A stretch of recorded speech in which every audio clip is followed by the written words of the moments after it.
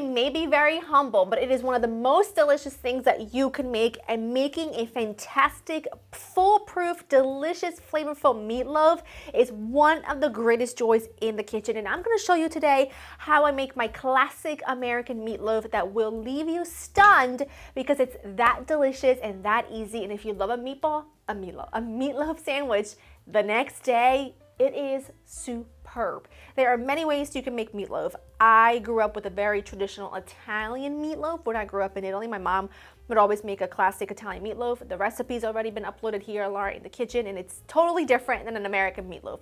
However, an American meatloaf is a classic that everyone should know how to make. I have shared my recipe with you about 10 or so years ago, but it's time to bring it back, update it ever so lightly, and remind you of the goodness that it is a good meatloaf, especially with a side of peas and mashed potatoes. It's very, very hard to beat on a winter day. So let's get started. The very first thing I'm actually going to do after getting my oven preheated to 350, which it is, I have a small skillet here with a little bit of olive oil, and to it I'm going to add my onion because I want to make sure that I cook my onion so that it gives the meatloaf not only fantastic flavor, but it also adds a little extra layer of moisture, right? We don't like a dry meatloaf, okay? I don't like a dry, chewy, flavorless meatloaf. I want it to be full of flavor. I want it to be really delicious, and when you bite into it, I want it to be tender. And you're gonna have to make sure you do that by adding the right amount of moisture to it. So yes, we're gonna add eggs, we're gonna add all the things, but adding some cooked down onions, it's going to give you great flavor and add to that moisture. Cut them nice and small because you want this to run all the way through the meatloaf. So just take your time and mince them. Nice fine chop. Get them all in there. And here's the thing. The goal here, I know it looks like a lot of onions, but it's just one nice big fat yellow onion. The goal here is to soften onions. Yes, they made me tear up. It's to soften the onions, not to caramelize the onions. When you caramelize the onions, you'll develop a bit of texture around the edges. It's a lovely, sweet, deep, beautiful flavor. It takes a long, long time. That's not what we're after here. I want them to soften because I want them to practically like melt into the meatloaf when it's time to mix it all up. So I'm just gonna cook these, a little bit of salt, I think 10-ish minutes. While that happens, I've got some panko breadcrumbs here. Now, you can use panko, you could use regular breadcrumbs, you could use some stale bread, anything you like really. I have come to terms that I really like panko breadcrumbs here because they're a lot lighter and it doesn't compact the meatloaf too much. I like that. To them, I'm gonna add a bit of milk. It's gonna rehydrate those breadcrumbs, but also the milk is a great meat tenderizer. So I'm just gonna set these aside for the remaining time that the onions need to cook. And once the onions are cooked, I'll let them cool. My tears. I'll let them cool a bit and then we'll mix it all up. Onions are looking spectacular. You can also add a couple tablespoons of water to get them going.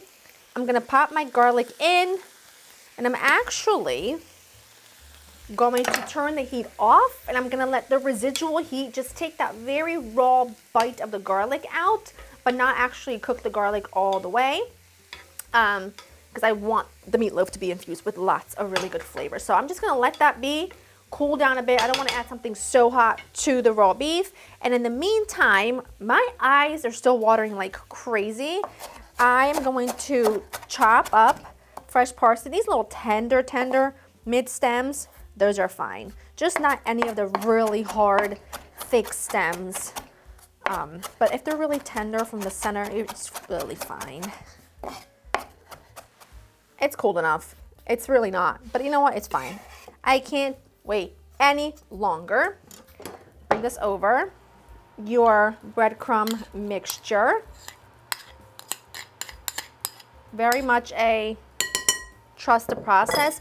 And I mean, the meatloaf is pretty big. Eggs, a good amount of seasoning, okay? I've got a couple tablespoons of garlic and herb seasoning. I want flavor. I do not want a plain meatloaf with no flavor. Really good, about a cup or so of Parmigiano. That's gonna give you so much goodness, and salt, but a different kind of salt. Worcestershire. okay? Lots of pepper. And I have a baking pan ready with parchment paper. If you have a broiler pan or something like that, you could use that. I don't. I'm just gonna use a baking sheet. It's really fine. And I'm just gonna put my arms up. I'm just gonna use my hands to mix it. If that weirds you out, don't look. I'm just gonna use my hands. And you can, I've actually seen people use a mixer for this, like they put it all in their standing mixer. You could definitely do that, but then like to clean that thing is just, I don't know, really isn't for me, you know? And it already smells insane. And you can see as we're mixing it, it isn't dry. It is just gonna be so spectacular. And I always think, you know, if you're gonna make a meatloaf, make a big one because leftovers are fantastic. And if you have not had a meatloaf sandwich, and I don't know how you make your meatloaf sandwich, but my favorite way of making a meatloaf sandwich is to essentially make a grown-up grilled cheese with a slice of meatloaf in the center. And it's making my mouth water just thinking about it because that's how good it is. And it's, like I said, the gift that keeps on giving. Now, like I said to you, this is a big meatloaf. I don't play around, okay? You want to make it about into like a 9x5. You can also put this in a 9x5 pan. I don't, but you could. But this is just such a beauty. And I cannot wait for you to try it. It is fantastic. Believe it or not, this may sound really odd. Making a good meatloaf is one of the best things that you can make if you're having family over. We had this with my in-laws not too long ago. Kids loved it. It's huge, so it's easy to make. Make, like I said, a pot of mashed potatoes and some sauteed peas. The whole family loved it. Fresh bread and butter on the side. Really, really a fantastic dinner. Okay, this is gonna go into a 350 oven. It's gonna need a total of about an hour, but I'm only leaving it in there for about 40 minutes. Yes, 40 minutes. After 40 minutes, we are gonna glaze this because I'm sorry, is it even an American meatloaf without a glaze on top? Yes, it's gonna have ketchup. It has its place, okay? I know what to tell you. Ketchup has its place. On a meatloaf, the place is right. We're gonna doctor it up because it needs a bit more flavor, a little chili, a little brown sugar, a little Worcestershire. So spectacular, but you just gotta make a glaze. But anyway, I'm gonna pop this in for 40 minutes. I'll clean up, get everything ready, then we'll make the glaze. Meatloaf was in the oven for 40 minutes. We're gonna make our glaze, and our glaze is gonna be ketchup, chili sauce, sweet chili sauce, a little bit of yellow mustard, and a little bit of brown sugar.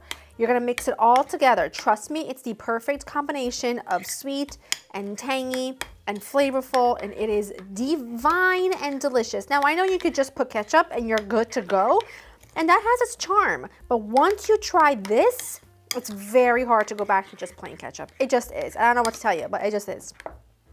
And I like to do it, I mean, I like to be pretty generous with it, okay? I like a pretty generous amount of glaze. And I know that it is not, I don't think a meatloaf is ever the most beautiful thing you've ever seen in your life. It's not one of those dishes that's like stunning to look at, but it's proper home food. And it has charm, you know? It's got that sort of quintessential home cooking, comfort appearance to it. And I think that's beautiful. I think that's beautiful.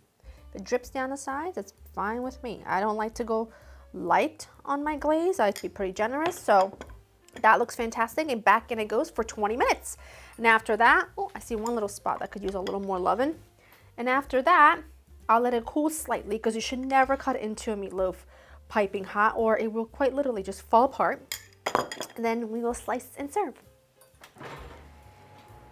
Meatloaf went back in for 20 minutes. I have let it cool quite a bit because like I said, you want to let it rest. It's kind of like cutting into a piece of steak. All of the juices are going to run out and then you'll end up with a really dry meatloaf. But if you let it sit for a bit, it will be perfect. Now, If you have pools of fat around the pan, because we're using a baking sheet and not like a broiler pan where all the fat can drip down, just take some paper towels and absorb it. But at the end of the day, it doesn't really matter because I'm gonna lift this off of here anyway to place it on a serving platter. But for now, cook's treat, because you gotta have one of those. So I'm giving myself a pre-dinner slice to show you the perfection that is this meatloaf. Can you see, I gotta put this on a plate.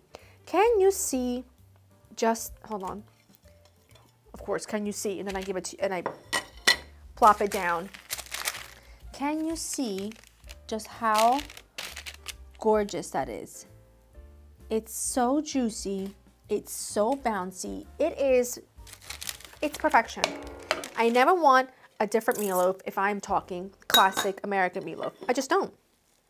I just don't. If it does not have a nice thick glaze on it, I don't want it. I'm trying to get the piece with the good glaze.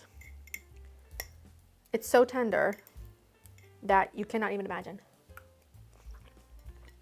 It is literally like heaven. It's flavorful, delicious. That glaze has a lovely tang to it, which I think is really important. Perfectly balancing the sweetness of the ketchup and the brown sugar. It's simply to die for. Go to laurainthekitchen.com for the written recipe. If you're gonna make meatloaf, you might as well make the ultimate meatloaf. Hope you enjoyed spending time with me. I will see you in the next one. Bye. Oh.